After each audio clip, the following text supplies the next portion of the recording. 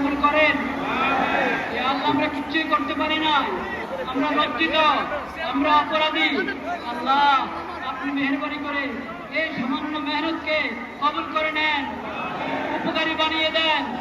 ইয়া আল্লাহ, আপনি মেহেরবানি করে আমাদের সকলকে, সকল তাওহীদি ভাইকে, বাংলাদেশের সকল জনগণকে এই বুঝ দান করেন যে আমরা যেন আমাদের ব্যক্তিগত অপরাধ এটাও কারণ হয়ে থাকে বিশ্বব্যাপী হালাত নিরাপত্তার অবস্থা খারাপ হওয়ার ক্ষেত্রে। সেজন্য আমরা সবাই খালেদ দিলে তওবা করি, সবাই খালেদ